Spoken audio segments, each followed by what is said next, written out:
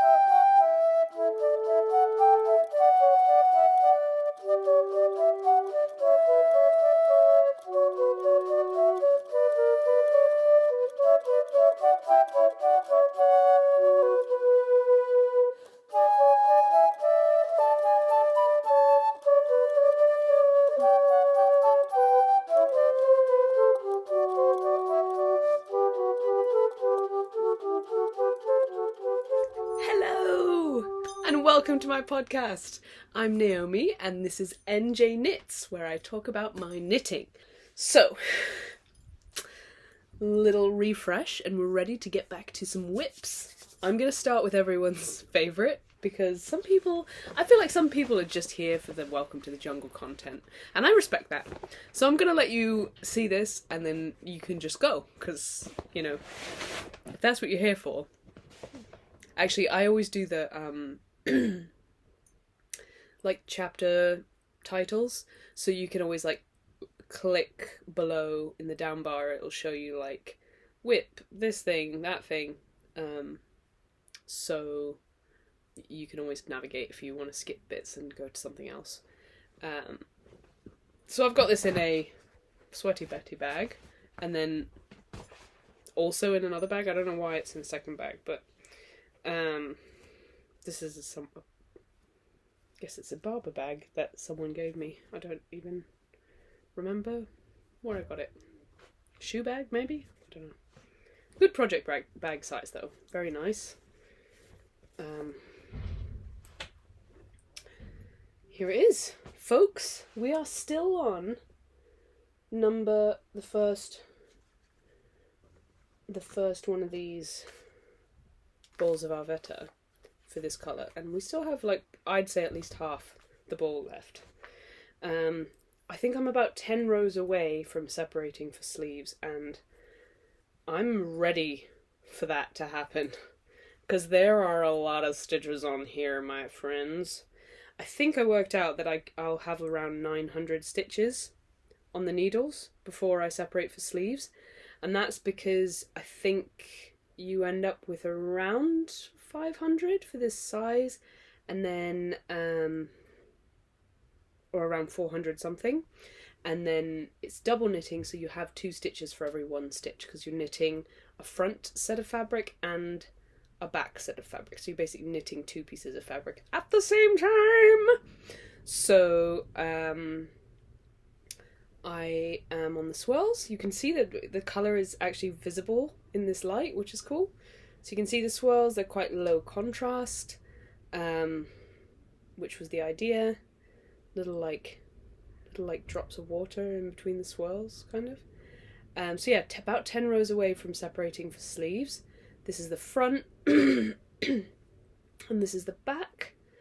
It's done on 3mm needles, and I did not gauge swatch. Girl, I did not gauge swatch for this. And that's because I was not going to do it. I was not willing. I'm not willing to do that. I would have had to do like colour work, double knitting colour work, and have it be a swatch, and it just, the level of accuracy I get from my swatches is historically very low. So it's doubly non-incentivizing to do them, especially when they would be complicated and difficult like this one. So I just went with 3mm needles. I wasn't going to go smaller than that. I definitely wasn't going to go bigger than that because I tend to knit loosely, and I just went with it. I think it's coming out nicely. This is for my partner, not for me. I think this is kind of knitwear she actually would wear because it's thin, it's made of Arvetta. Even being double thick, it's thin because it's just Arvetta, which is a fingering weight sock yarn. It's not held double or anything. It might look like it is, but that's just the two colours for the colour work. When I knit it, I use this and I hold it in my right hand like this, and I've got like a little system for, it's kind of complicated. You have to work out how to keep the float on the inside of the two pieces of fabric, basically. And I've worked out a system. I'm not even going to begin to try to explain to you my system of how I do that, but I've got a system and it works.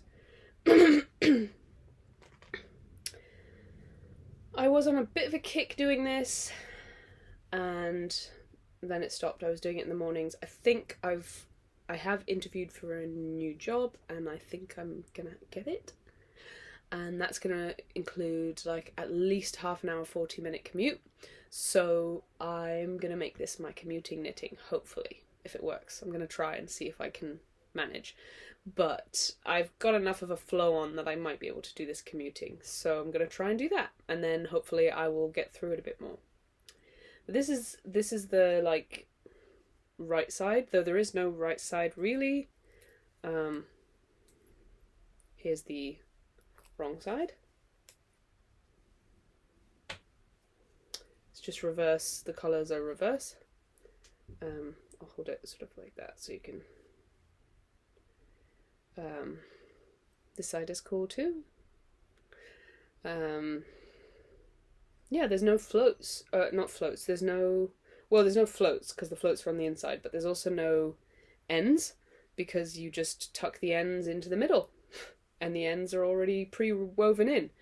Apart from obviously the starting one, beginning little end here. But that will be woven into the collar when I do, because I think it's double folded. Maybe it's not. Don't know. But yeah, this is the Welcome to the Jungle by Katja. I think it's Dryberg from Pop Knit, and I'm doing it in Filcolana Arvetta, and I'm doing it in a load of different colours. The bottom bit is going to be yellow and purple, but this bit is these two colours. So yeah, there's your Knitting to the Jungle content. It's going pretty fine, pretty into it. And I literally just have absolutely no goals or end date for this, because I think this would be absolute living hell if you were like forcing yourself to do it all the time. So I just do it when I feel like it. And actually I was doing it when we got back from the honeymoon, because I had so many like big needled projects. It actually felt so good to just knit on something with small needles, and I felt like I was like ripping through it. I would spend like an hour and a half every morning, and I was like, oh, I'm doing so much of this. And then I started to realise that every morning I spent about an hour and a half doing it, and that I was getting through one round. And I was like, so then I kind of lost a bit of steam once I realised that. So I think that is the key. Like, you really have to not think of it as like, I'm getting this done, and just think of it as like, I'm doing it. Because you're not getting it done. Let me tell you right now, you're not getting it. It's taking forever. But as long as there's like progress, and I love that people keep checking in about it, and they're like, I want to see it. What's it look like? There's such a nice, subtle way to remind me to just do a few more rows. Just pick it up again, do a bit more.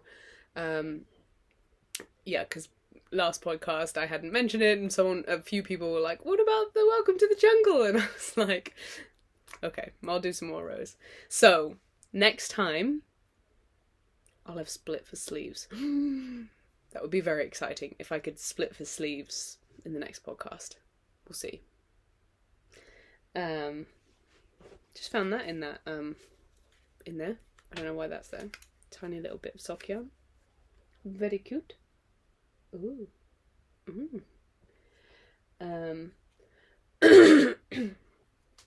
Okay, next whip. I'll show you this one. This was a little honeymoon purchase. In Finland, this is like a really popular brand, Marimekko, and it's so, like, everything is so beautiful. They're really known for their prints, and they're so beautiful. And everything is beautiful, but it's also horrendously expensive. This was 18 euros. I kind of just got it as like a little honeymoon remembery thing. But it's like the perfect project bag. So, a lovely little project bag. This is one of my Finland purchases, actually. I'm doing another set of tube socks. Not tube socks, but sock tube. Those are two different things. A tube sock and a sock tube. This was a sock tube. It's now been split. And it's now a tube sock. Because it has no heel at the moment. I did different toes to the last time because I wanted really short toes. Because actually I thought I had one ball of this yarn. It's the same as this. Where is the yarn? Oh, I put it away. Oh, here it is. I lost the thingy. But this is my leftovers, which is 40 grams, and it was a 100-gram ball. Was it 100 grams? Actually? Yes. It was a 100-gram ball. This is 40 grams, so this is plenty to make myself, like, some socks as well. It is Novita yarn, and this is the one I got for myself. It is Novita. It's 70% wool or wool and 25% polyamide. It doesn't say superwash wool, so I think and it doesn't feel like it is, so I think it's just non-superwash wool with polyamide, and it is an arran weight. So this is 100 grams and it's 225 meters. So I kind of thought that I would only just have enough for socks. Turns out I had more than enough. Apparently in Finland it's quite common to make socks in arran weight yarn. I saw like some little shops that sold like handmade stuff. I saw a fair number of like hand knit socks, and they were all arran weight, and they were all like very wedge shapes of socks. I'll see if I took any photos.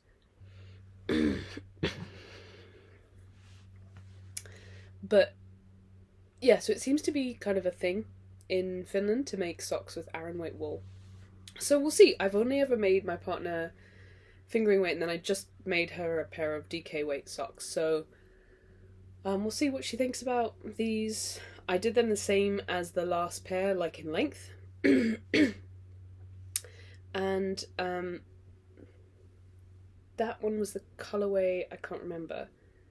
But she picked out the colourway, and then I decided to do contrast heels and toes, and just a vanilla sock otherwise. This is actually a 34 stitch cast on, and I did it with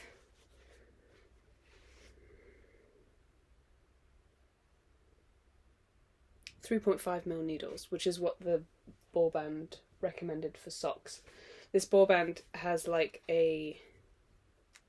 Oh no, it doesn't on this one, but on the other one it had a needle size for knitting, and then it had a needle size for socks, with it like a little symbol for socks, specifically, so that was kind of cool. I'm using some leftover wool that we dyed with tie-dye dye, and this is superwash. It's supposed to be fingering, but it's really more of a DK weight. And I realised after I've done like most of this that what I should have done is gone down significantly in needle size to do this, to deal with this like thinner yarn. But instead it's just like quite like a see-through bit. But the I was worried that this was too thin, the sock, but actually the fit is quite good. for 34 stitches on a 3.5mm needle.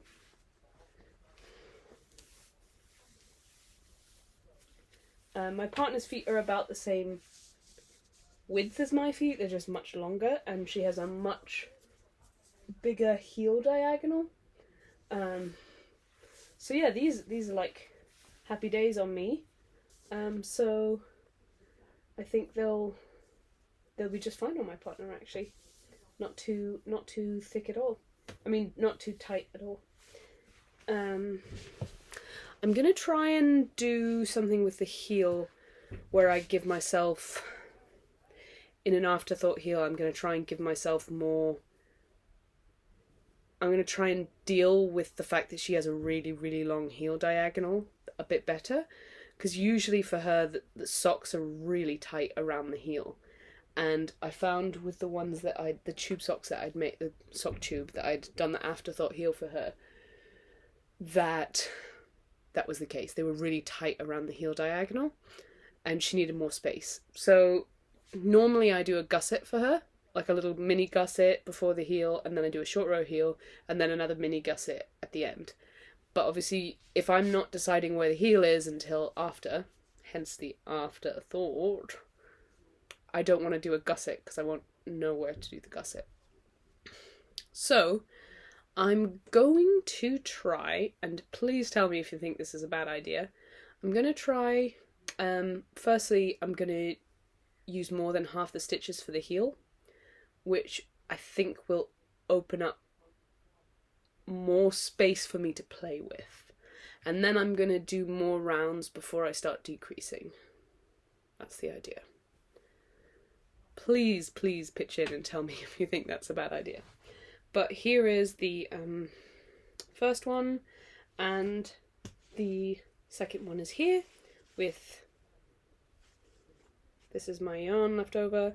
I marked it with a knot for where I think, that's where I think I'm going to need to use this to bind off.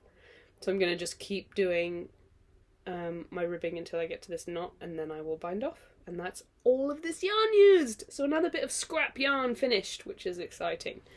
And then a really cozy thick pair of socks for my partner that are kind of Halloween themed. Just in time for Halloween.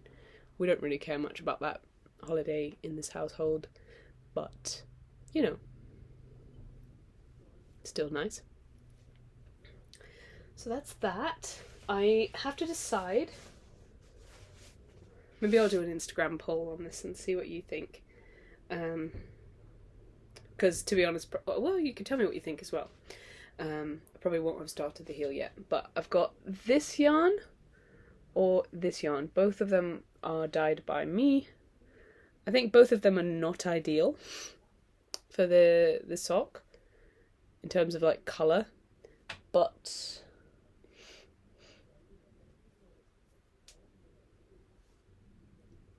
I'm just checking that this is correct. It is all I have.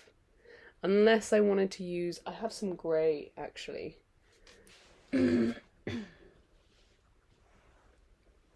Some grey fingering weight that I could like triple up maybe. Or I just found this. Could be fun to have it blue and blue on the heel. That could be really fun. I might actually try that. I'm going to put that in the project bag.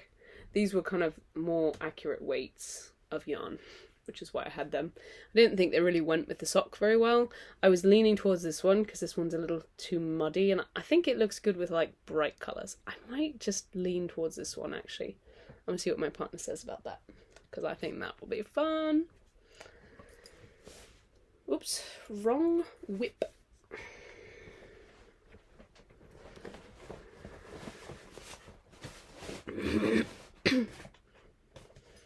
Welcome to the jungle. So that's going back in there. This has been my out and about project, so it kind of flew. It's very quick.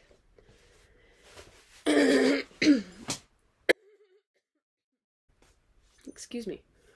Got like a frog in my throat. AKA phlegm from a cold. Next whip is some socks. with so many ends to weave in. I'm not one for leaving ends to weave in to the end, because when I do that, I never weave them in. I've done it once, and that pair still has not had its ends woven in. So for me, I have to do it immediately, or it will never get done. Immediately meaning, like, as soon as I create the end, it must be woven in, almost entirely. So this sock, I was weaving them in as I went along, and I must continue. As you can see, I was like, they're woven, not. So we must get to a bit of weaving here, because this one's done as well, so that's important to do. Here is the sock. So this is the leftovers from the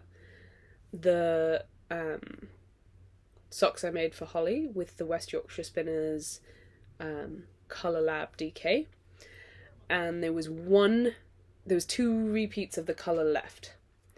So no, there was one repeat of the colour left. So I'd stopped in a perfect place because I wouldn't have been able to split that in half. So there was only one repeat of the colour left. So I took each of those and literally like pulled them so they were half and cut them in half, and then I used half of the colour for each sock, so they're matching tube socks. I believe this is, I think I told you in the last podcast how many stitches this is. Sorry. So, funny story, I had said come hell or high water I was going to record yesterday. Today is now Friday. Yesterday when I was recording was Thursday. And I had someone come in to give me a gas certificate. Basically just check how my gas runs in my boat and give me a little safety certificate thing. Let's just say he enjoyed chatting. So yeah, I then had to go to work and didn't have any time to finish recording. Anyway, it would have taken probably way too long. So here we are the next day. Excuse me. I have a matcha latte. Look at that. It's black. Well, it's grey.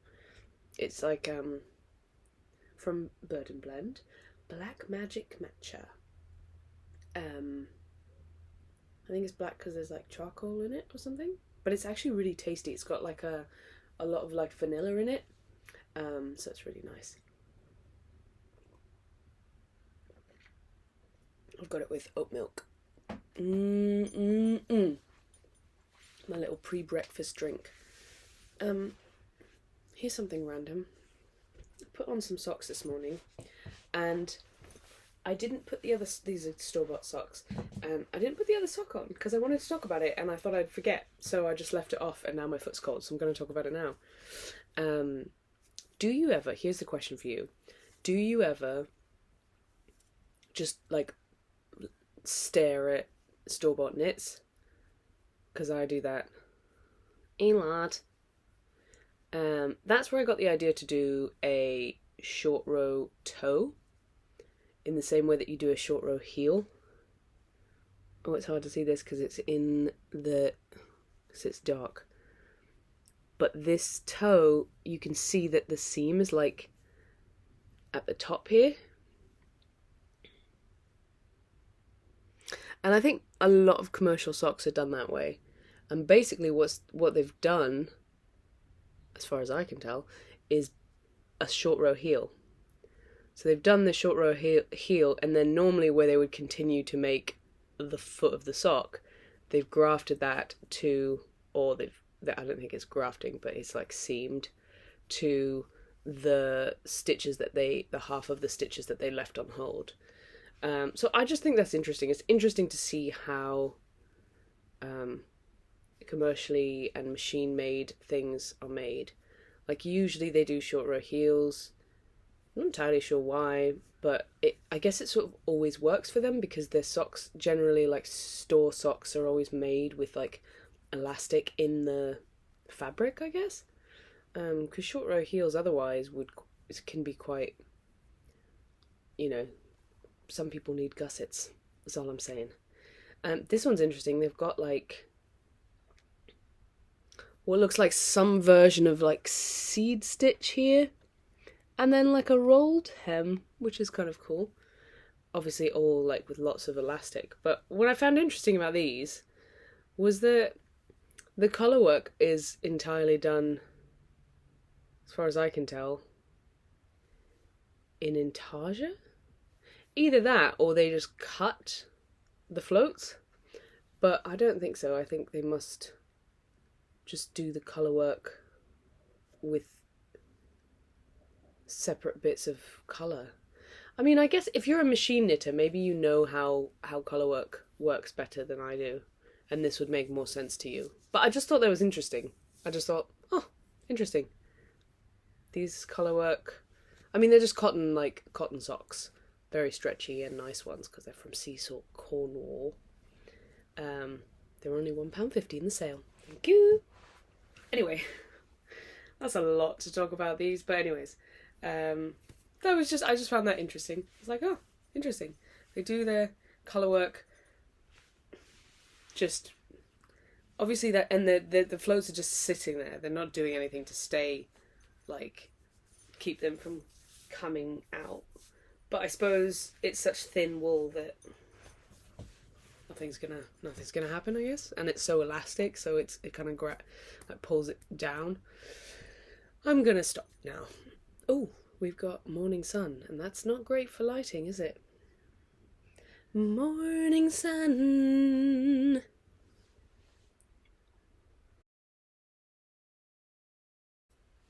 I can just put the blinds down, but I really, really can't be asked. I'll do it.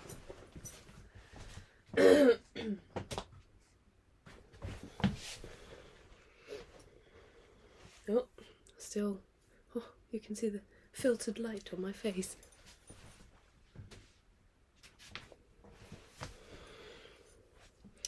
I must say the lighting was much better yesterday.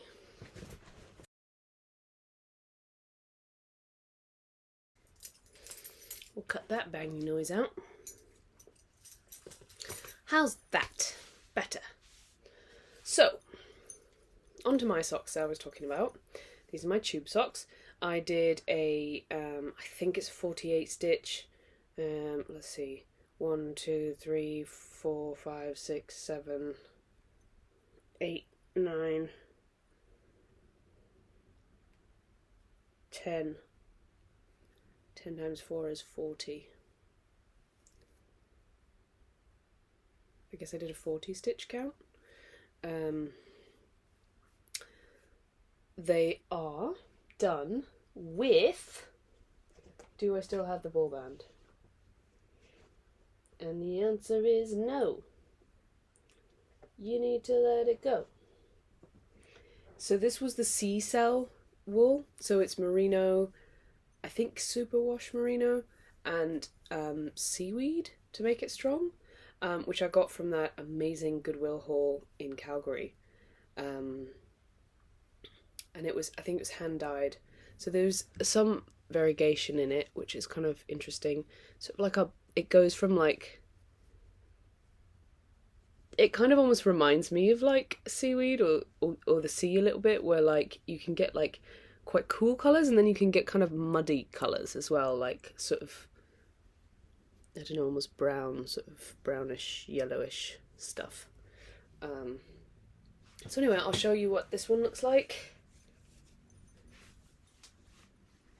It's a 2x2, put it over my jeans. It's a 2x2 rib.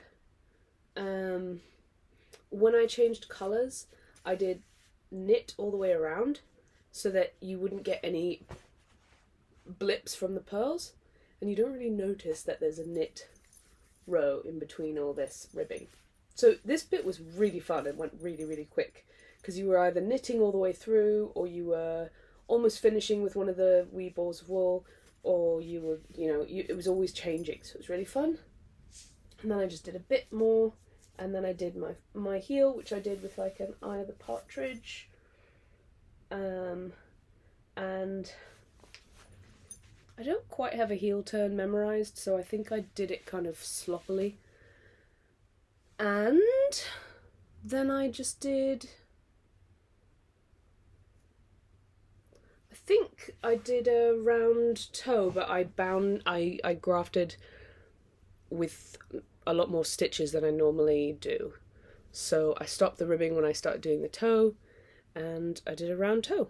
So that is the sock. The whip is... Whoops, that's come out. Oh no. This can be kind of slippery yarn, especially on metal needles.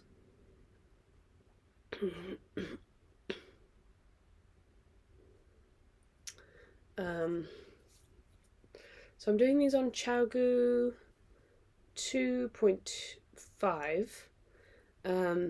This bit is DK and this bit is fingering.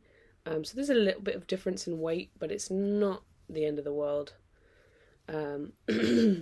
So I've finished the leg on this one. See, I've done all my weaving in on this one as I went. I just need to trim those. The way I ended up doing this was because I wanted to use all of the colourful wool, and it was all... Excuse me. It was all more or less the same length, because I actually measured it with my hands. What I did was I counted the rows of the grey in between.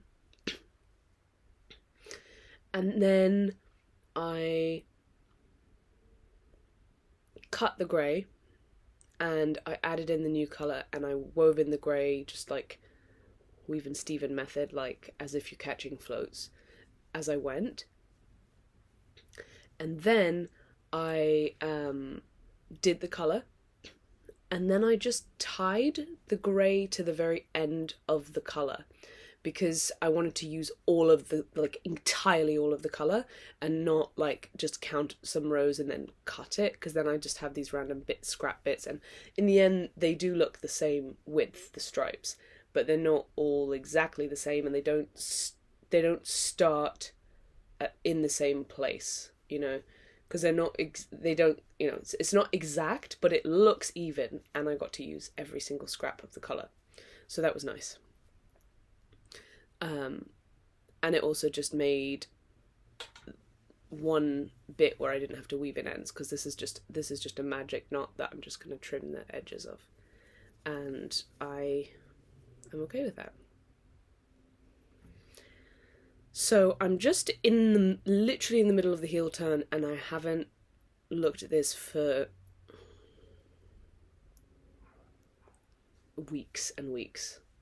So that's fun. That's a great place to just pause in a sock. I'm sure it'll be fine. Heel turns they're not that difficult. They're just not something I do all the time, because I generally do a short row heel. But for some reason I wanted to do a heel flap and gusset for these. So that's them. I'm really much slower on socks for myself than I am for socks for my partner for some reason.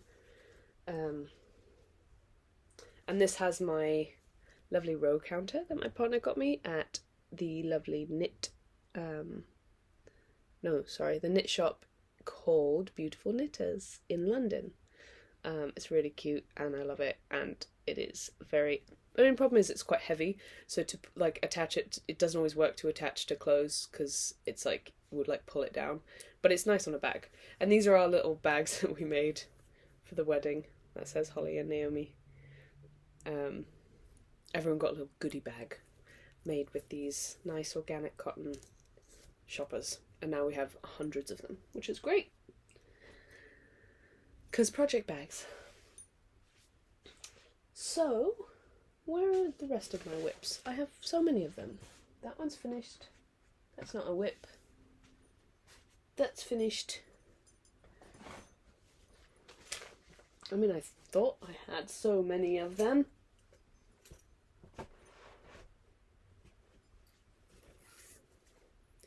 So, I'm going to tell you about my Chantilly cardigan. no, Chantilly Vest, which I'm so happy that Laura from Penrose Knits chose me to, what's happened here? Nothing. It's all good. It's all fine. To test knit. And it is a really cute collared cardigan that has one of those like collars with a ruffle on the edge. And I have a lot of shirts like that, and it's very much something that I enjoy. So I loved the idea, like it's a bit subversive to have the collar on the actual vest, because normally you have like a vest and you put the collar over it. And I love the idea of having it on the vest.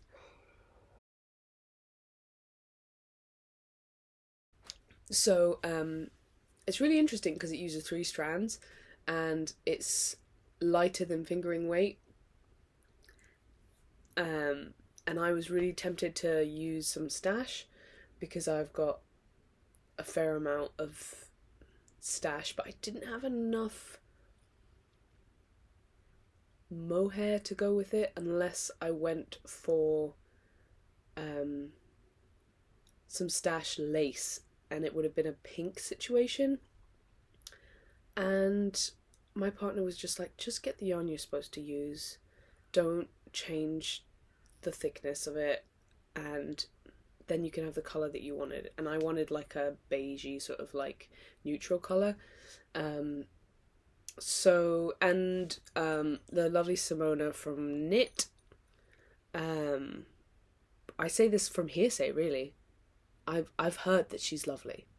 I got some yarn from her, and I got very speedy delivery, so that was what my experience was. Very speedy, which is lovely. I don't know why I'm like editing myself for calling someone lovely when I don't know if they're lovely. That seems a bit... Is that a bit mean? Like, I can just pretend like people are lovely even if I don't know. Anyways, I don't know. I'm gonna edit all of this out. This is just insane ramblings.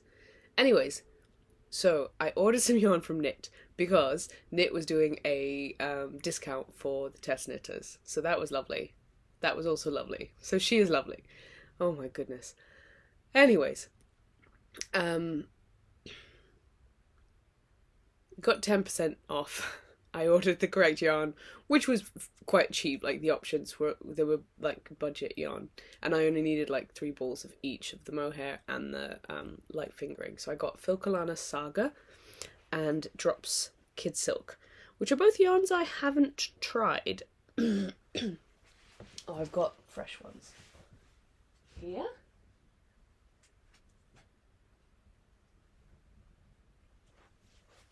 I always love seeing the yarns and then seeing what the fabric looks like when they're together. So these are the 2 colours. I got the Saga is Marzipan, I believe. And this is 100% lamb's wool, which I love. I think it's one of my favourite like feelings is lamb's wool. It's more than merino. It's soft in a strong way rather than soft in a slippery way, which I just love. It's also light. It's lighter, and I love that the lightness of it. It's lighter than merino. Anyway, so this is 100% lamb's wool. It's 300 meters for 50 grams, so a 100-gram ball would be 600 meters. So it's definitely lighter than fingering, but it's not quite lace, because lace is usually like 800 meters for 100 grams. But it also, I think it's because it's quite a lofty yarn. It's also probably why there's so much meterage for the weight, because it just weighs a bit less. And then this is Drops Kid Silk, which is 75-25 mohair and silk, very luxurious. And this was £5.50 a ball. I only needed 3, and then this was £3.80 a ball, I think, and I also needed 3. So I got this one in the colour, I think I got it in the colour Almond, colour 20. Anyway, so this one's a bit darker and a bit more beigey. No, I think this is light beige, actually. Light beige and marzipan. And together they make this. I mean, it's not that surprising, is it? But I always like it. It's so cool to me that you can actually take two things and just hold them together and they blend so much. Do you want to hear something insane? I'm not sure how much I love mohair sweaters. They're so hairy. There's just, like, look at the level of hair. They're just so hairy. And I think that's pretty cool, but I also don't know if I love it. I don't think I have any more reasoning behind it. That's all. That is all. Let me know if you feel the same. I should probably go into bigger needles, bigger cable on these, but this is it so far. Boop boop. It looks quite small, but that's because it's put on this. So you've got 2 strands of saga and 1 strand of mohair. I'm enjoying the feeling of this yarn going through my fingers. It's really nice, and to be honest, I'm the whole time I'm thinking, I really want to make something just in saga without mohair, because I think it would just sing more on its own. And I'm just like, oh, so nice. So nice. Anyway, I don't know. I'm just knitting. I need to not do that because I have so much to get through. So here we go. We're getting back to the podcast. Right now.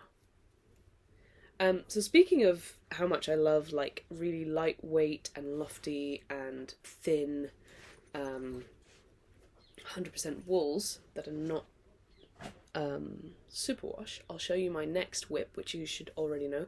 That's the guy painting the boats next to me, so please enjoy the background distraction. Fantastic.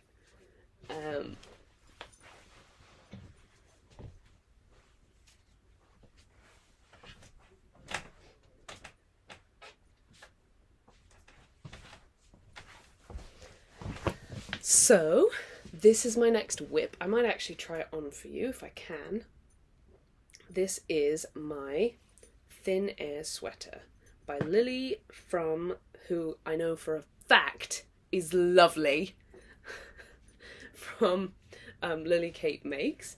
It's a deep V, really like lightweight jumper with a really interesting cuff detail, which I haven't got to yet, so you can't see.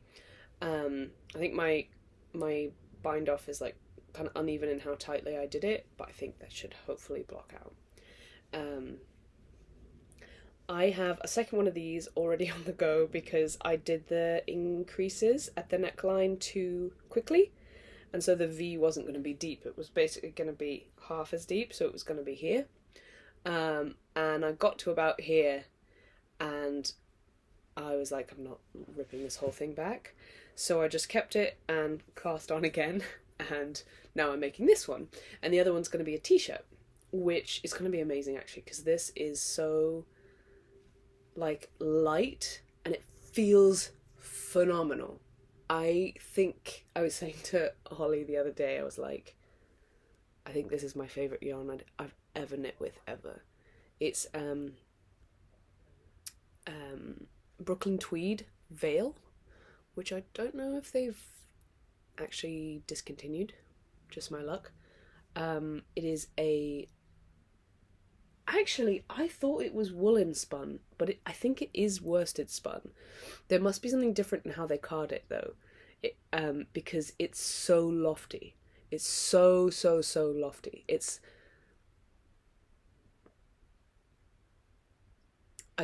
I can't explain how this feels. It's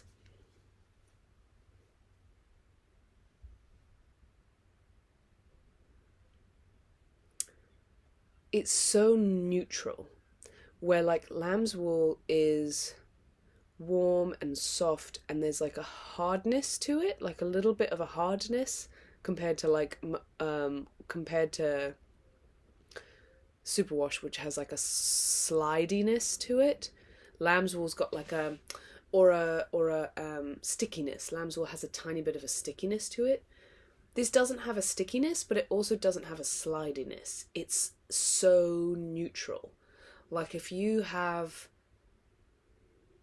any kind of things about how wool feels, I want you to feel what this feels like. It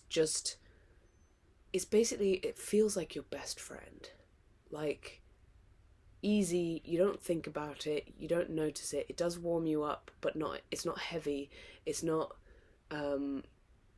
over warm like mohair where you put it on, you're like, wow, I'm overheated now, officially. It's not like cooling like, you know, linen. It's just, I could just swaddle myself in this feeling. Anyways, it's also wonderful to knit with, and it's like some of the bounciest yarn I've ever used. It's I mean, I've shown this before, but like here it is, like loose and then flat, and then that's how much elasticity there is in it. So it is worsted spun, but it must be just worsted spun really lightly. This is lace weight, and this pattern is for DK weight. And I'm using 3.75mm needles with lace weight, and I'm getting this just phenomenal fabric. It's just like, I don't know, it's beautiful. I love it. And it's 3.5mm on there. So I'm getting the gauge perfectly, and using the same needles that the pattern recommends, but I'm using lace weight yarn instead of DK. So go figure.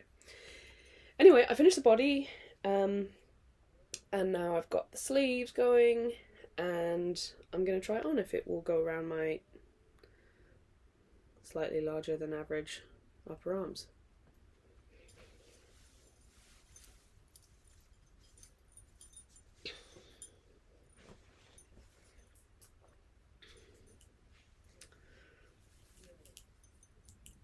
So anyway, that's why I think a t-shirt in this would be phenomenal, because it's just so like non-intrusive,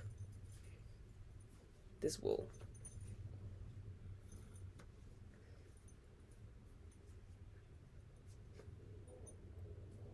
It looks kind of funny with this, with my top on, but never mind. I've also done it in quite a like non-intrusive colour as well, I'm realising. This was in the sale in... this looks like it's going that way, that's weird. It'll all block out. This was in the sale in Stash Needle Lounge in Calgary. And I got 3 balls of it. I'm on my second ball now. So this is 1.5 maybe balls. I haven't weighed this, I don't know how much is left in this. But they were 100g balls. I had 3 balls. I thought I would only need 2, but I got 3. Which I'm now glad I did, because I've made 2. This is my second ball for this top, and I have a ball attached to the other top. So if this isn't enough to finish the sleeves, then I'll use some from that. That's why I stopped that top like where it was, because I knew I wanted this one to be like the all in this colour, and the other one I'm going to do stripy, because I've got some other lace weight yarn that I can put in there. I've got some pink from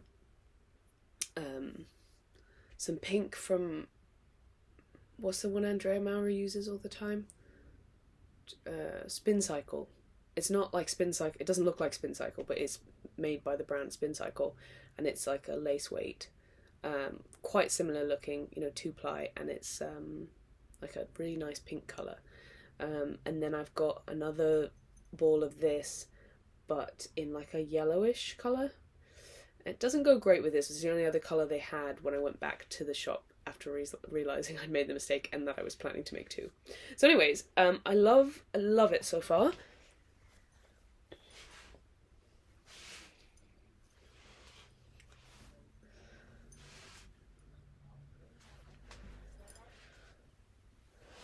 The length is perfect, the width is perfect. I love the like fit of the arms so far. Like the fit is just really nice. And if you've ever made any of Lily Kate's patterns, the fit is always just, and also the finishing, the little finishing tiny details are really, really nice. Just little details like bind off this on as a pearl bind off, and it will make a little ridge that's really nice instead of the sort of like sometimes when you do ribbing bind off it looks a little bit wiggly kind of thing. And just little things like here you see this little ridge by the ribbing, which just is just like a tiny detail that just really makes it nice. And she does really, I don't know if there's any waist shaping in this. I don't think there is, actually. But it's just lovely. I'm really happy with the fit. So I'm just carrying on. This is kind of, this sits on my desk and I just work on it whilst I'm when I have to do work that involves just sitting and looking at things or reading or that kind of stuff. Sometimes my job does involve watching TV and taking notes. And when I'm not taking notes, I can be knitting. So, here's my sock from yesterday. Does anyone ever lose a sock after a podcast because they take it off for podcasting and then forget to bring it back downstairs? Just me. That's fine. Really need to put a back on this or a tag on this because I don't know which way I'm wearing it.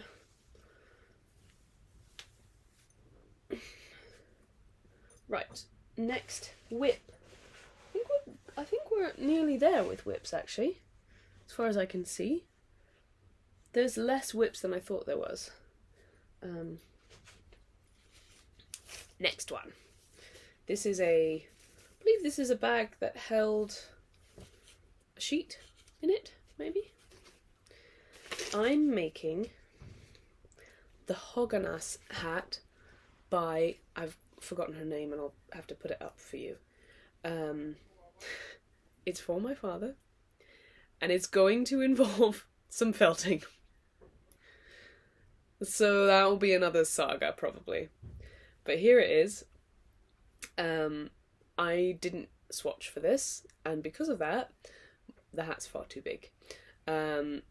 So I'm using the needles recommended. I maybe went down 1 needle size. I don't think I did though.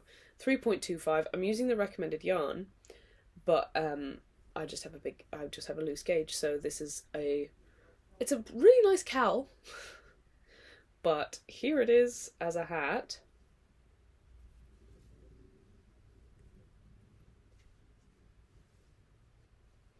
Needless to say, it is rather loose. It is for my dad, who has a notoriously huge head. So, that's one thing. But I think it could do with a little bit of felting. So, the last time I tried to felt something for my dad, it was in the pattern that you felted it.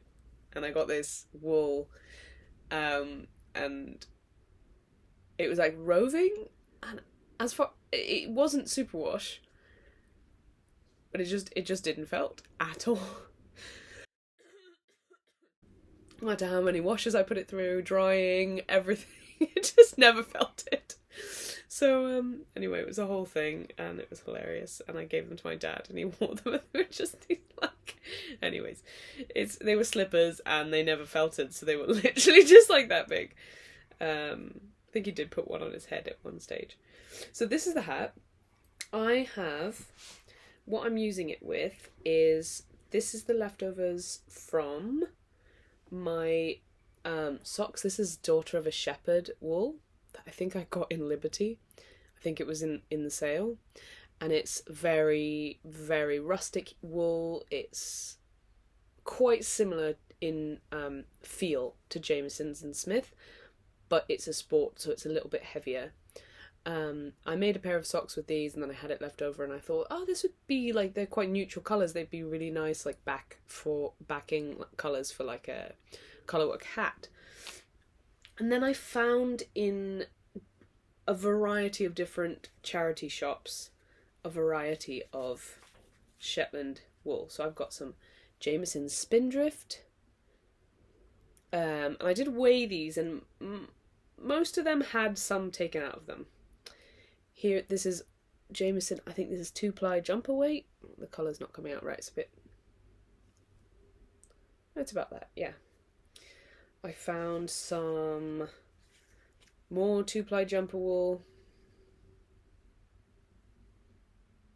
And this one is from Jamieson and Smith, which is not the same as Jamieson's.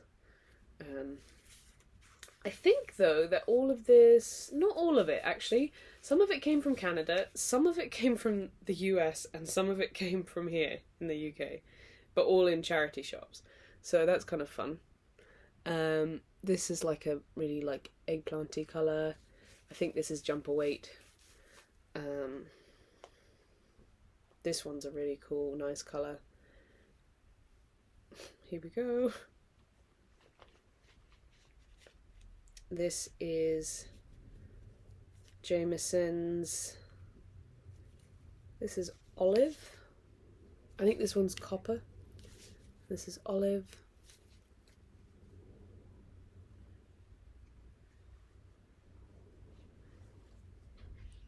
And finally, this one.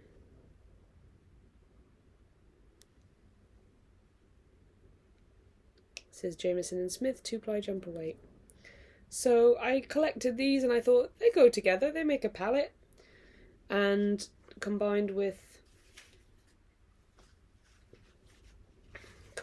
this as the background, I thought I had a nice thing going. Combined with these guys as the background, I thought I had quite a nice situation. I'm not going to say like my colour choices are like what I've decided to do. I spent a while like going through it because I'm never very confident with my like choosing colours in like putting colours into something. Never very confident with it, but I gave it a go and my partner helped. So yeah, I don't think it's like a roaring success as far as like, oh, the colours look amazing, and the success. I'm defining success here, I think, as like, do the colours set off the pattern, and does the pattern set off the colours? And I think kind of not really, but sort of. I think they're nice. There's just nothing wrong with it. But I think that there's something that could be different that would make it even better, I think. I think this bit is more of a success than this section.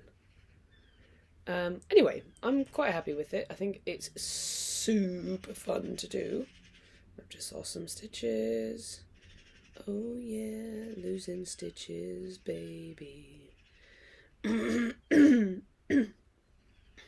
It is extrêmement fun to knit this, and it flew off my needles, and then I got extremely confused because I was being stupid. The problem was the pattern has you decrease, and I had these stitch markers in between each pattern repeat, and the pattern has you decrease quite a lot, so you basically decrease one full pattern repeat out before you start the crown decreases. And basically I was getting to the end of my like thing and I wasn't finished with the pattern, and I was like, why is this chart so wrong? And I was very confused about it, and what I needed to do was just take all my stitch markers out for that round and then put them back in once I had the new beginning and end of the section, if that makes sense. That might not have made any sense, but I stopped for like a week because I'd emailed the designer being like, oh, this chart doesn't seem right, like there's a bunch of decreases but there's nothing the chart's still the same width. It was like 24 stitch chart, and then you've decreased 4 stitches and it's still a 24 stitch chart. Like, that can't be right. It's got to be 20 stitch chart once you've decreased 4 stitches. But I did not realise that you decreased enough over the space of all of the chart repeats that you'd lost an entire chart, so you didn't need to change the chart. You just had less charts to do. Fewer charts to do. Anyway, I realised that eventually. Someone really nice I found someone on Ravelry and also messaged them being like, why is this not working? And anyway, so I figured it out in the end. And now I'm ready to do the crown decreases, and I just haven't picked it up since then. So I'm going to probably get straight back to this because it's so much fun.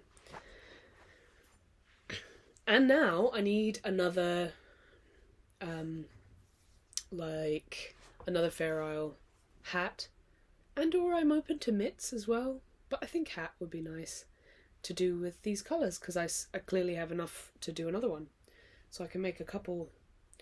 And the next one I make, definitely fewer stitches. I think the fabric of this is quite good. I could probably go down a few needle sizes, to be fair. It's quite a thin fabric.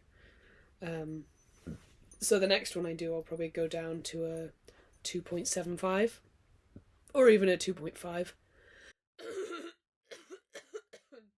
Because that was 3.75 or 3.25?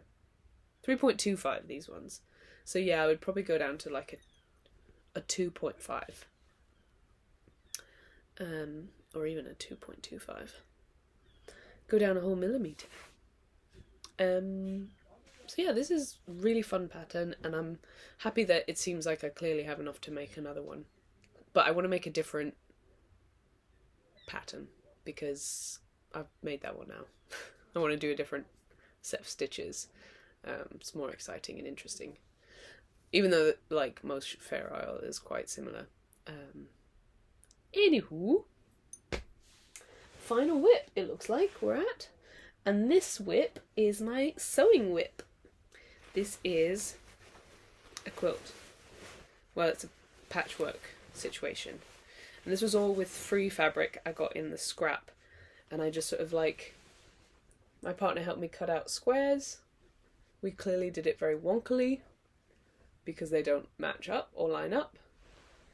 And then I've been quilting it on my hand crank machine.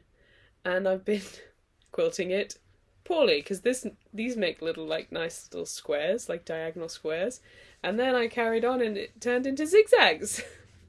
And then I got squares again. And it looks like I have another set of squares this time. So, oh, and here we go. There's a zigzag coming in hot with a zigzag. And another zigzag. It's just all over the place. Oh no, this zigzag has a special bonus of like an actual X on it. And we were going to start doing some squares again, I think. I don't even know. So yeah, I ran out of my bobbin, had to redo my bobbin, so I stopped for a bit. And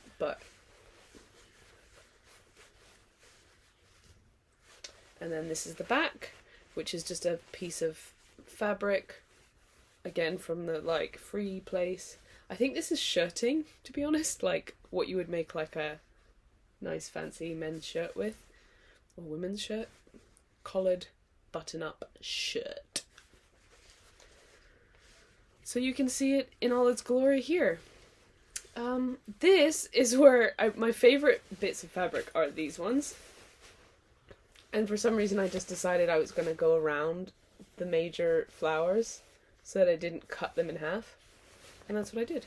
So that's why that's there. And yes, we've gone American again, just for fun. Why not? There's another flower, look. Whee! That one. Whee! I don't, honestly. So yeah, it's very wonky. The only thing I had to buy was the batting. It's very, very wonky. Because this bit is like fabric for like a collared shirt. don't think it's gonna make a nice like quilt, because it could be a little like lap quilt, but though this side is quite soft and cozy, I think this side isn't.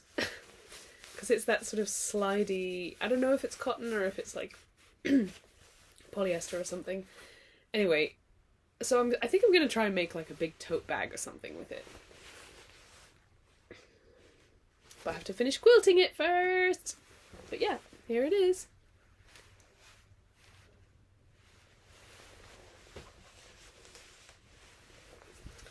So this is fun. I enjoy it. It's kind of small enough that it's still manageable.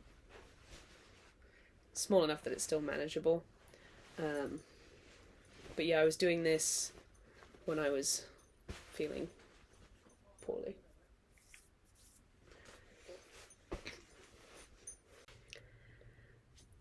I forgot one whip. This is the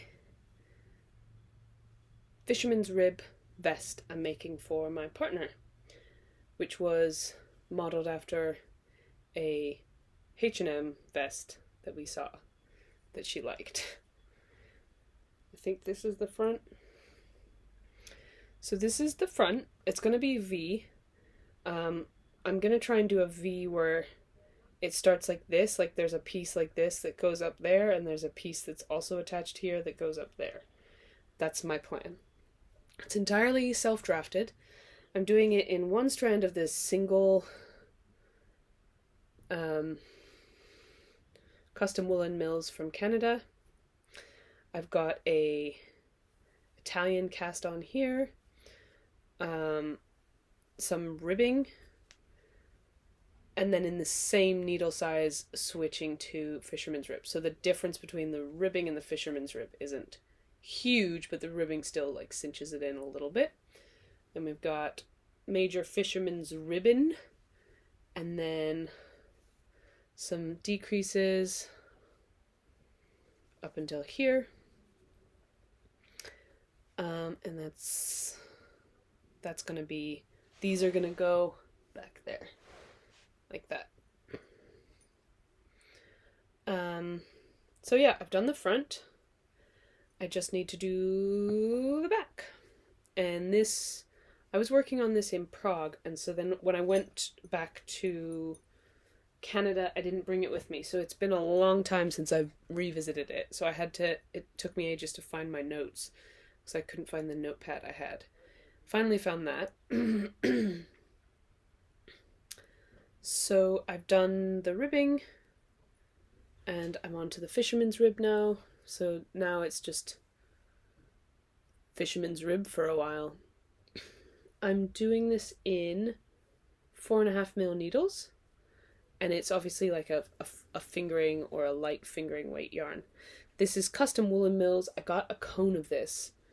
This is the mule spun, and the color lot is 05, and it's single ply, mule spun. Actually, you know what this would pair well with? I don't know if I have enough of this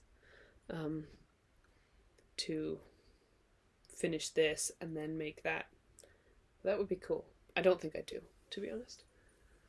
But anyways, it's a really nice color of brown. It's got little bits of grey in it, which is nice. So there's not a lot to say about this. It's obviously quite loose in gauge. I measured the gauge of the other pattern and of the garment. I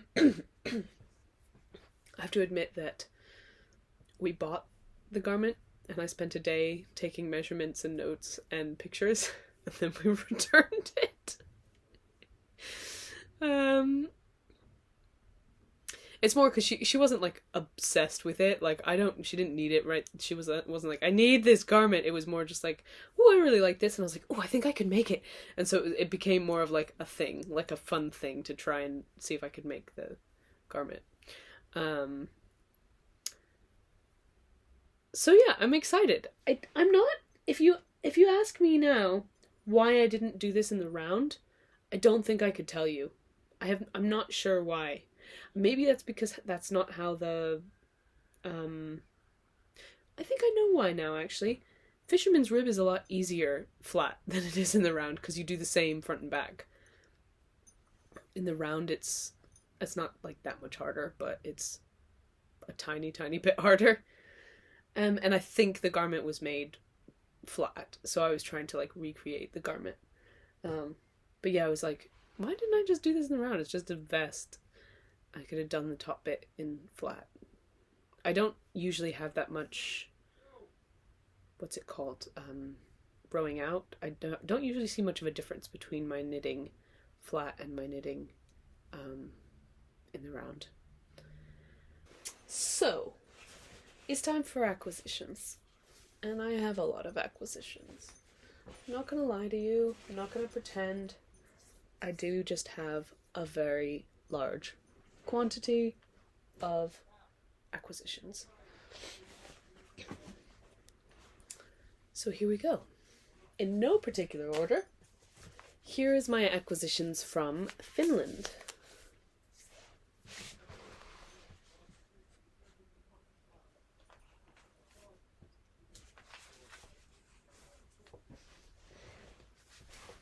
All of this.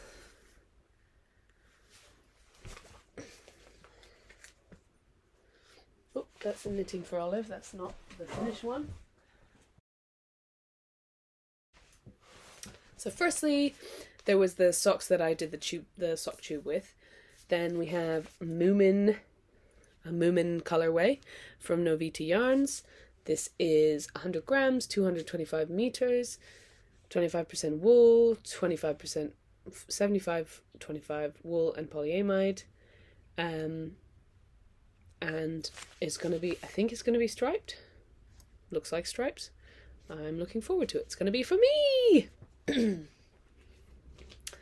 I also, I'm in the mood for hats, and I'm going to make I got this in the supermarket, just for the novelty of buying 100% non-superwash wool in the supermarket. And this is sock yarn as well, because it's 75-25.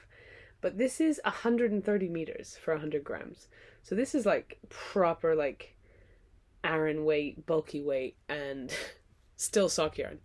So they love their chunky socks in Finland. I'm going to make a Antler Hat by Tin Can Knits with this. And I'm looking forward to that. It's going to be really nice and cozy. The special things that I got. So I got this one in the supermarket, and I got this one in like a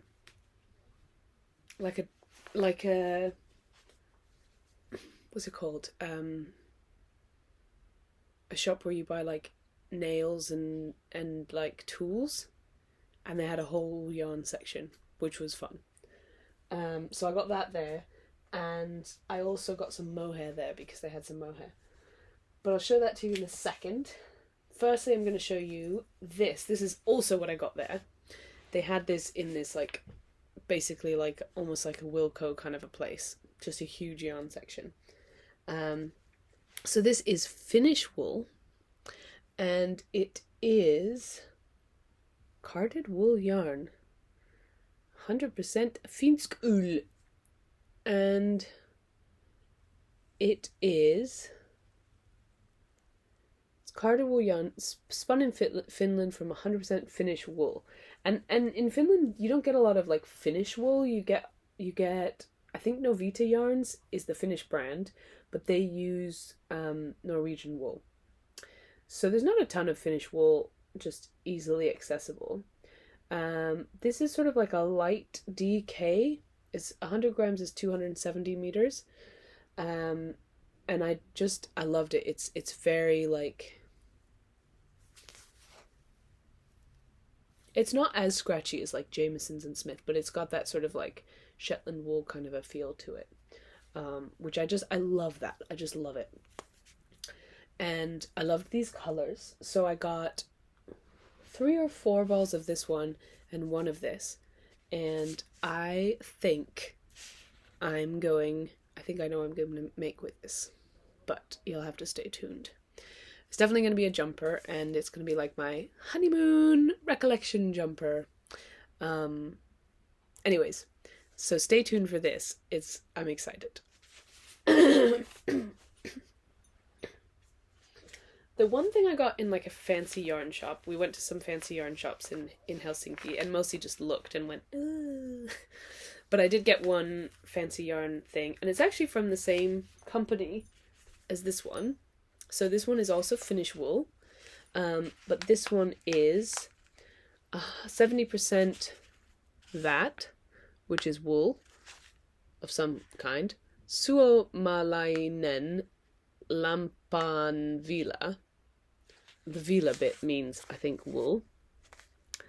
So it's 75% wool, the woman in the shop told me, and then 30% tencel. So that's what it uses to make it strong. And it's got a really interesting feel because it's definitely like,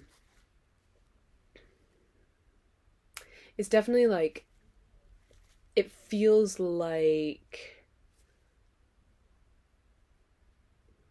rustic sock wool, but the tencel gives it like the slippery feeling.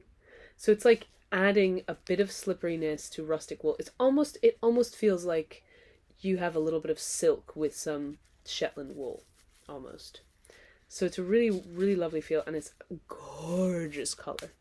I love the color. And it says a bunch of stuff here in Finnish for you, which is nice.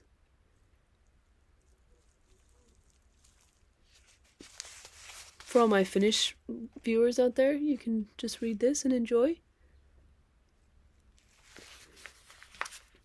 So this was my special purchase of sock yarn for myself, and I think I'm going to try and find a really nice pair of socks from 52 Weeks of Socks to make with it. I'm sure I'll be able to get more than one pair out of it. And then, back in the Wilco of Finland, I got 2 colors of merino, of mohair. This is the Novita Yarns mohair. So it's 60% mohair and 40% viscose, which is an interesting makeup. It was fairly cheap, if I remember. 25 grams is 225 meters, so a little bit more meterage than your average 210. I got these 2 colors. I got 2 of each of these colors. Kind of for no reason. Sort of. But I also have 2 balls of mohair each.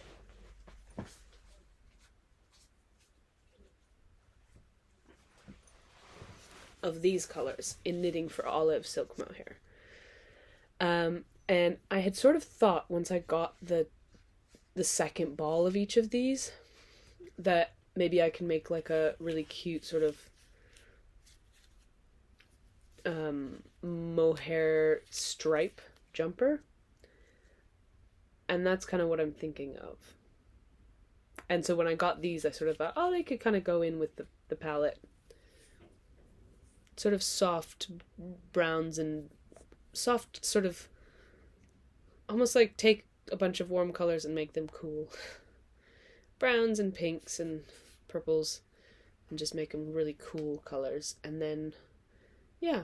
So I thought that could kind of add in with those. And then I was looking around in my stash. Oh, that needs to go back in. It's my notes on which colors to use. Look at how well my notes are. Can you imagine why I could possibly read my notes and end up with 2 different things? I can't. They're so clear and easy to follow. Put that back. Oops, that's in the wrong project bag. We're doing well, folks. I was going through my stash and I saw this, which I got in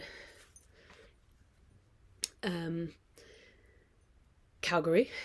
For my birthday present, I got a gift card, and this was on sale for $7 Canadian a ball. So I got 6 of them because I was like, this is beautiful. This is really nice. I love BC Garn. It's 100% organic wool. This has a similar feel actually to this. It's like that rustic but neutral, like no scratch to it, and no slippery, slidey, plasticky feel. Just zero scratch and zero plastic. It's just a really nice feel. And now that I've said that, maybe I don't want to pair it with mohair after having said what I said about the vest. So I don't know, maybe this could be like a mohair on its own sort of a situation. Could be cool.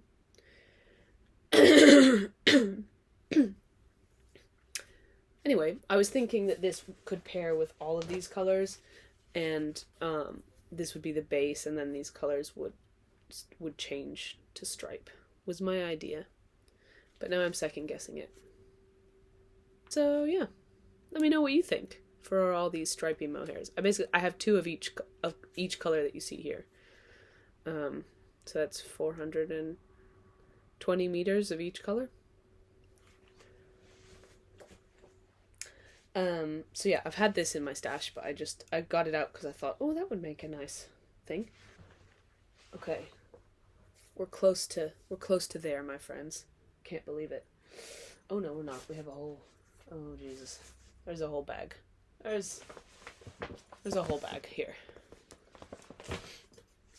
So, there was some wool in the gang in my local charity shop, and I bought it. That is the story. This is Wool in the Gang Feeling Good, which is an interesting blend. Its color is midnight blue. It's 50 grams, 130 meters. It's 70% alpaca, 7% merino, and 23% nylon. It is it's a blown yarn, chainette, with stuff in it, and it's really soft. And I thought, I want to make a hood. I've been wanting to make a hood for a while, and I think I'm going to make it with this. I'm still not 100% on what hood I'm going to make. I might just make the November Balaclava by Petite because I think I've already bought it. So I might just do that. But I love the idea of having a hood that I can just put on, because I love a hood. Just love it. It's something about just like, I'm hidden now, all of my sides and back is gone. It's hidden. It's wonderful. My ears are covered. I love a hood. So I think I'm going to just make one. And that's my plan for this. It was £3 each. £3.50 each.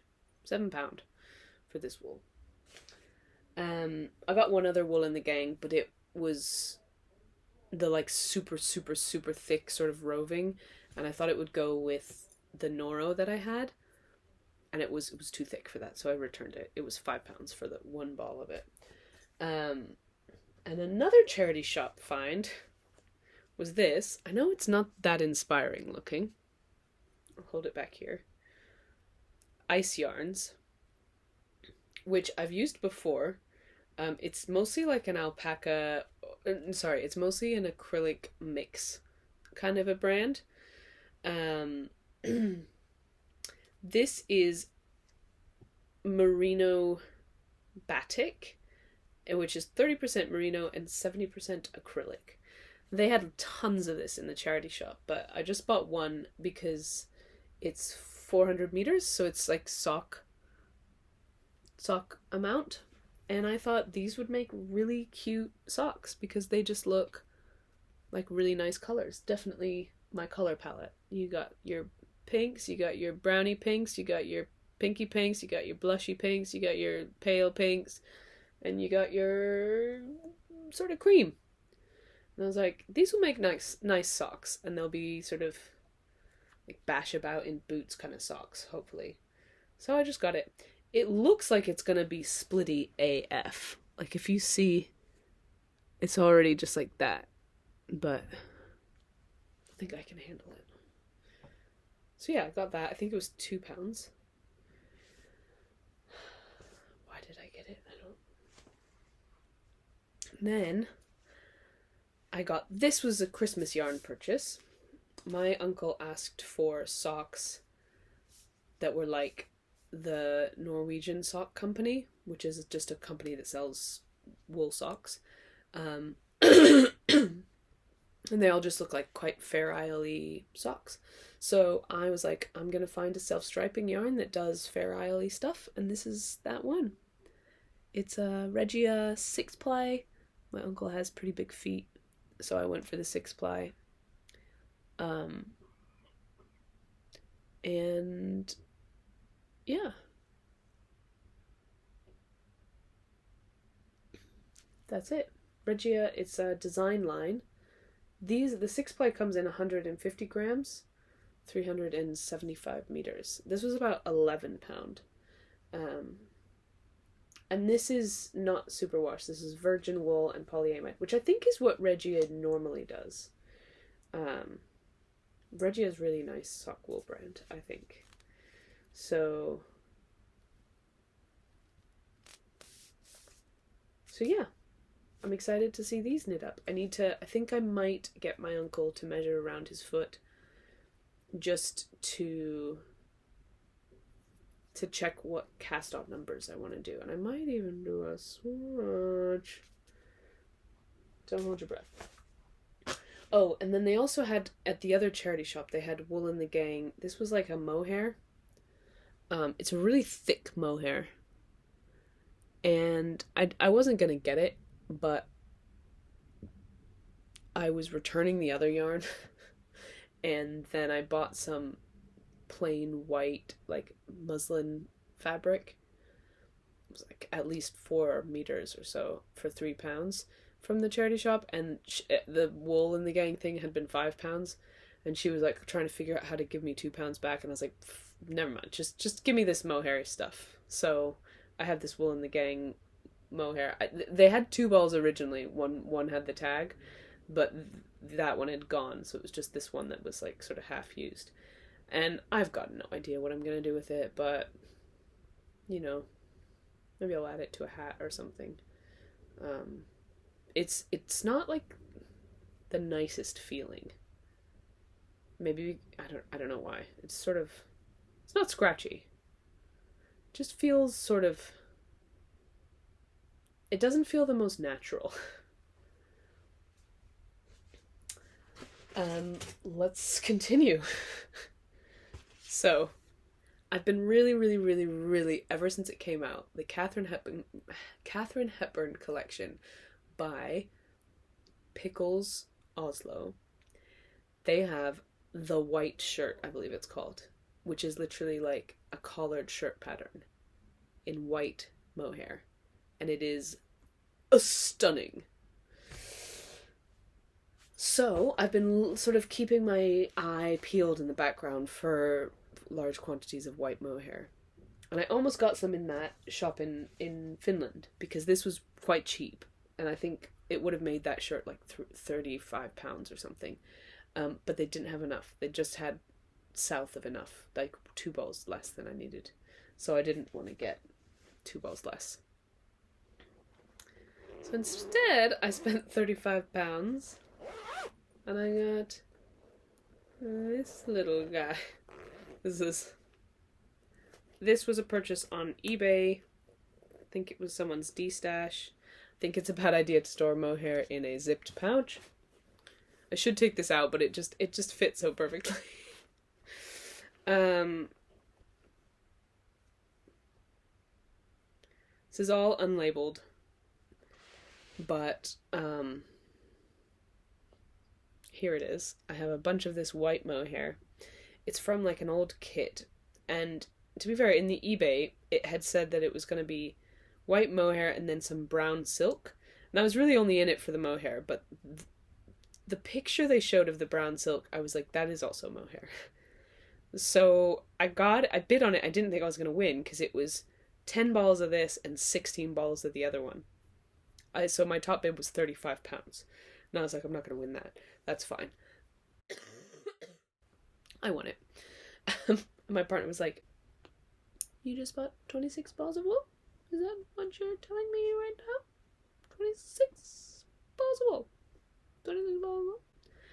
Yes. That's what happened. Deepest apologies. I didn't think I was going to win it. So, what I will say is this is older, I think, and is very thick. The silk, I think, is much thicker than your average silk mohair, which is more like that.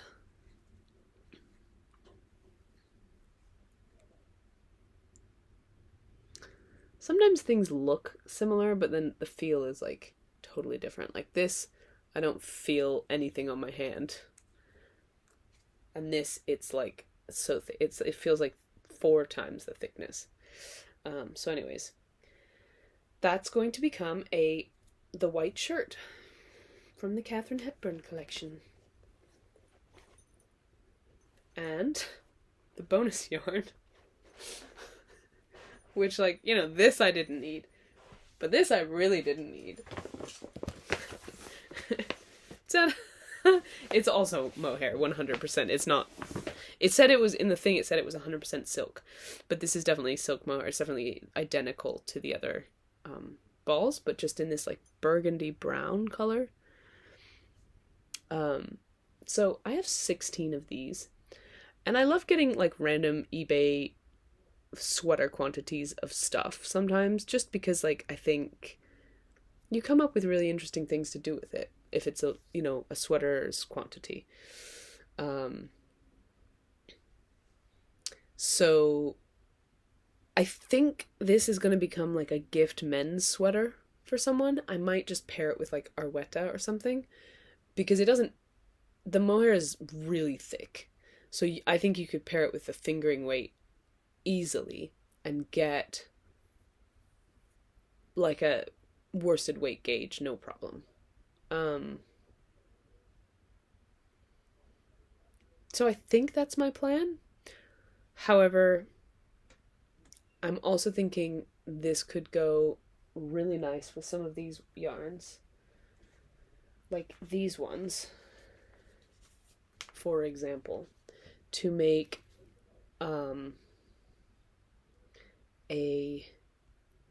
what's it called? It's the new scarf by Aniela.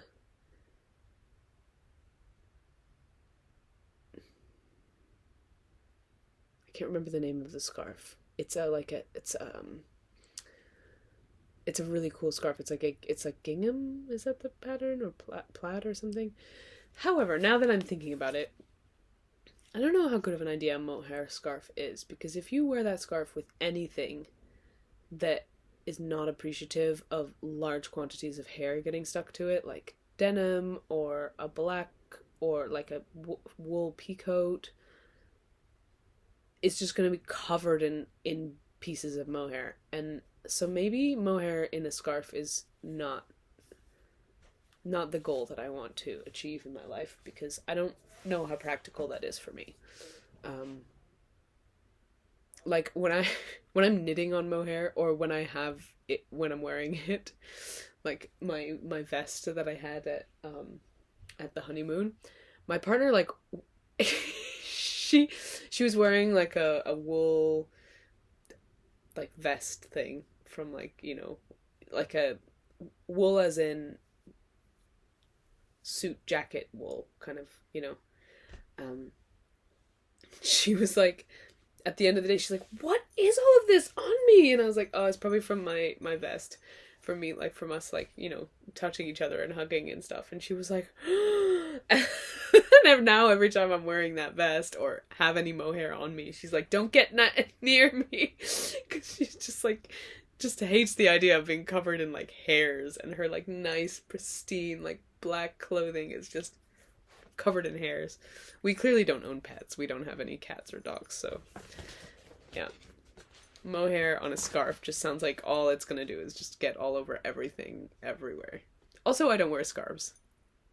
But maybe I can make it and give it to someone. Okay, last acquisition. I think, I promise. This is, and I was excited to order something from Wool Warehouse, not only because, you know, you get cheap things from Wool Warehouse, but also because I get another one of these bags to make another pouch of scraps.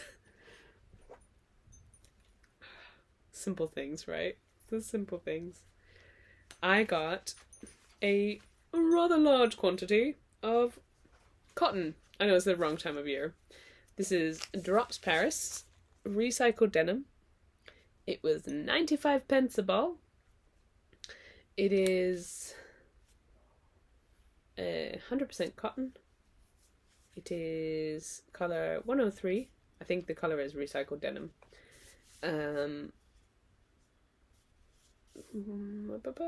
50 grams, 75 meters. So I got 10 of these. Yeah. I got 10 of these, and I'm going to make my partner, so we do, if you don't know this, we have a thing called Ravelry and Rubs, where my partner gets foot rubs and head rubs, and whilst I'm giving her foot and head rubs, she navigates through Ravelry and we look at all the new patterns. So I get to browse patterns and enjoy myself, and she gets really nice foot massages. And it's a symbiotic relationship which works out just fine. Because it's funny because, like, it's now, like, ingrained in her so much that Ravelry is a good thing that sometimes you can get away with just looking on Ravelry because she sort of, like, thinks that Ravelry is fun now. Not at all because she has any interest in it particularly, but just because, like, all the times that I've given her nice massages whilst doing Ravelry, she's sort of just, like, you know, like, psychologically connected to Ravelry with, like, this is nice. And so now sometimes, like, I'll just be sitting there knitting and she'll be like, let's look at Ravelry. I can, like, get away with sitting knitting for another, like, 10 minutes while we look, and then I'll be like, no, this is not ethical. I need to give foot rubs now. Anyways. So we were browsing Ravelry, and the other thing about browsing Ravelry with her is she gets to see things and she's like, oh, I want that.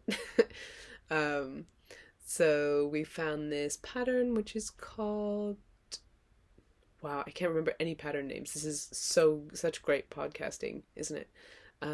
I'll put a picture of it up. It's by, I'm not sure if her name is Park. It might be. But her Instagram name is parknknit. And it's a vest. But it's interesting. I think it's knit this direction in ribbing. So it kind of looks like a garter stitch vest, but it's not, I don't think. And it has like a folded over shoulder situation. So the shoulders kind of come out and down. And so it doesn't stop like here-ish. It stops like around the apex of your shoulder. So it looks really cool. And it's definitely the type of thing my partner would wear. And cotton is definitely more the type of thing that she would wear over something like wool or definitely mohair. She would not wear mohair. So I'm going to make that for her. When am I going to do that? Fantastic question. I did miss out one whip.